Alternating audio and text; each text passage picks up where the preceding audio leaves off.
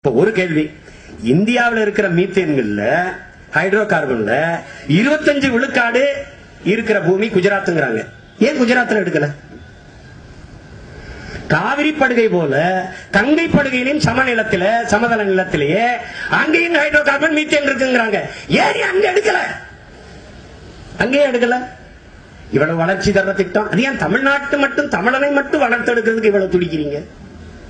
எங்களுடைய வளர்ச்சி மேல மட்டும் ஏன் இவ்வளவு அக்கறை? உங்களுக்கு என்ன அக்கறை?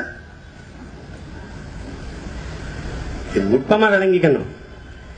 ஒரு பக்கம் ஐயா மோடி ஐயா தூய்மை இந்தியா கிளீன் இந்தியா சொச்ச பாரத் போயிட்டே வர்றாரு. பல்லாயிரக்கணக்கான டன் எடையுள்ள கழிவுகளை, வேதியியல் கழிவு, நச்சு கழிவு, மருத்துவ கழிவுகளை இந்தியாவுக்குள்ள வந்து கொட்டிட்டே இருக்கான். கொட்டிட்டு இருக்கானா இல்லையா? நாம சொல்லும் போது இவன் நம்பல. இந்த சிங்கம் படம் வரும்போது கூட, தம்பி சூர்யா நடிச்சு ஹரி எடுத்த படம் வரும்போது கூட ஏதோ கற்பனையில எடுத்துட்டான்னு நினைச்சிருந்தீங்க. ஒரு வாரத்துக்கு முன்னாடி உச்ச நீதிமன்றம் கேக்குது, பலாயிரக்கணக்கான டன் கழிவுகளை கொண்டாந்து இந்த நாட்டுக்குள்ள கொட்டான். உனக்கு தெரியுமா தெரியாத? இவர்கள் அனுமதி கொடுக்காம அவன் வந்து கொட்டான். இந்த கழிவுகளின் பின் விளைவுகள் என்ன? அப்ப உலகத்தின் குப்பை தொட்டியாக இந்தியா, இந்தியாவின் குப்பை தொட்டியாக தமிழ்நாடு, தமிழ்நாட்டின் குப்பை தொட்டியாக கடலூர் மாறி இருக்குது. இத என் தமிழ் சொந்தங்களும் தம்பி தம்பிகளும் புரிந்து கொள்ளணும். இன்னைக்கு வரைக்கும் கேரளாவில் இருக்கிற உணவு கழிவை, மருத்துவ கழிவை, ஆடு மாடு விட்டு அந்த கழிவுகளை கொண்டாந்து நம்ம பொள்ளாச்சியில கொட்டுறாங்களா இல்லையா? இங்க ஆட்சியாளர்களுக்கு தெரியுமா தெரியாது? அப்படி கொட்டப்பட்ட கழிவுதான் இந்த கடல்ல எண்ணூர்ல கொட்டி கிடக்கிற என்ன.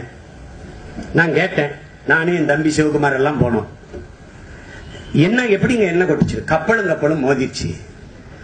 நம்ம ஊர்ல பாட்டி கதை சொல்லும்ல, ஒரு பேய்க்கும் சண்டை.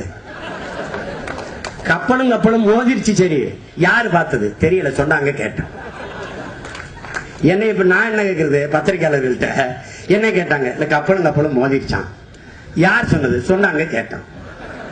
இதான் இங்க இருக்குது. கப்பலும் மோதிச்சுன்னா அது கப்பல்ல தீ பிடிக்கலையா? எப்படி மோதிச்சு? மோதி என்ன கொட்டும் போது யாரு பார்த்தது? ஏது திட்டமிட்டு கொட்டப்பட்ட ஒரு கழிவா இருக்கக்கூடாது. முதல்ல நீங்க ஒன்னு அடிப்படையை புரிஞ்சுக்கணும். இந்த உலகம் மொத்தத்தையும் ஆளுகிறவன் எலுமினாட்டிங்கிற அந்த 13 குடும்பம், அவன் தான் சீக்ரெட் சொசைட்டின்னு இருக்கான். இந்த எலுமினாட்டிகளினுடைய வேட்டை காடாக இந்த உலகம், இந்திய நிலப்பரப்பு மட்டுமல்ல. நீ உனக்கு சந்தேகம் இருந்தா நான் திரும்ப சொல்றேன், பொருளாதார அடியாளின் வாக்குமூலம் என்று ஜான் பெர்கின் எழுதின அந்த புத்தகத்தை ஒவ்வொரு தமிழ் பிள்ளையும் வாங்கி படிக்கும். குறிப்பா என் தம்பி தங்கையும் வாங்கி படிக்கும். நீ படிச்சு பாரு, உன்னை தூங்க விட்டான்னா உனக்கு தூக்கம் வராது. இதெல்லாம் ஏன் நடக்குதுன்னு உனக்கு புரிஞ்சுக்கணும். இன்னொரு சோமாலியாவாக மாற்றுவதற்கு உன் இடத்துக்கு வேலை நடக்குதா இல்லையா? இந்த எண்ணெய் கழிவை கொட்டிட்டா எடுக்கிறதுக்கு எந்த நாடும் துணைக்கு வரல. இவன் எந்த நாட்டு துணையும் தேடல. கேட்டா அதுவா சரியாயிடும். உழவர்கள்லாம், வேளாண்குடி மக்கள்லாம் தற்கொலை பண்ணி சாகுறாங்க ஐயா, அதை தடுக்கிறதுக்கு ஏதாவது ஒரு முயற்சி பண்ணக்கூடாதான்? இல்ல அதுவா சரியாயிடும். எப்படிங்க அதுவா சரிவாங்க? எல்லா விவசாயம் செத்துருவாங்க, அதுக்கப்புறம் சாக ஆள் இருக்காது, அது முடிஞ்சிடும். இதுதான் இந்த இதுகளுக்கான தீர்வு இவர்கள் வச்சிருப்பது. இதுதான் இப்ப இதை புரிந்து கொள்ளணும். சாதாரண எண்ணெய் கழிவையே எடுத்து சுத்தம் பண்ண முடியாத இவர்கள் மீத்தேன் எடுப்பதும், ஹைட்ரோ கார்பன் எடுப்பதும், அணு உலை மூலமாக மின்சாரம் எடுப்பதும் எவ்வளவு பேராபத்து என்பதை நீங்க புரிஞ்சுக்கணும்.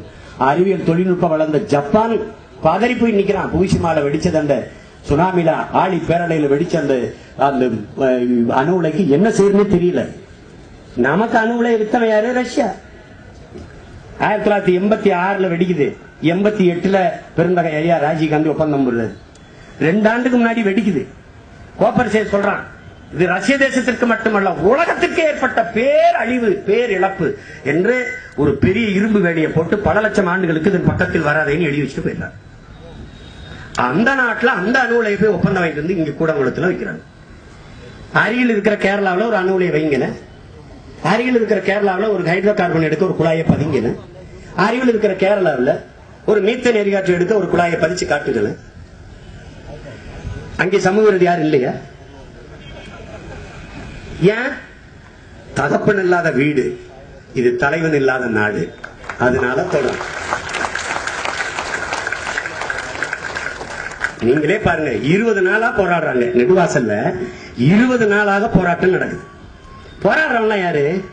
விவசாயி. தொழிலாளி, உழைப்பாளி, தினம் உழைச்சாதான் உணவு. எல்லா வேலையும் விட்டுட்டு பட்டினி பட்சியமா பொழப்ப இழந்துட்டு வந்து வாழ்வாதாரத்திற்காக உட்கார்ந்து போராட வச்சுட்டு ஒரு அரசு வேடிக்கை பார்க்குதுன்னா இந்த அரசு மக்களுக்கானதா?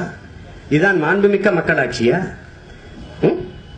இதான் மக்களுக்காகவே மக்களால் நிறுவப்பட்ட தேர்வு செய்யப்பட்ட அரசா? அதனுடைய பணியா? யோசிச்சு பாருங்க. ஏன் வந்து பேச முடியாதா? இந்த திட்டத்தை கைவிடுவோம், நீங்க கவலைப்படாதீங்க, போராட்டத்தை கைவிட்டு போய் வேலையை பாருங்க, நாங்க பாத்துக்கிறோம் என்று நாட்டின் தலைமை அமைச்சர், முதலமைச்சர் பேச முடியாதா? சக அமைச்சர்கள் போக முடியாதா?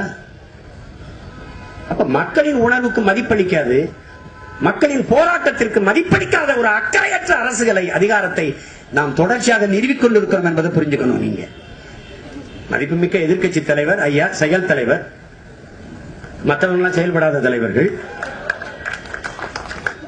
அவர் மட்டும்தான் செயல்படுவார். ஏன்னா அவர் சட்டையை அவரே கிழித்துக் கொள்வது பெரிய வேலை. நீங்க என்ன பாருங்க, சட்டசபைகளை யாருக்கும் தெரியாம கிழிச்சிட்டு அலைஞ்சது மாதிரி ஒரு நாள் வீதி வீதியா சட்டையை கிழிச்சிட்டு அலைய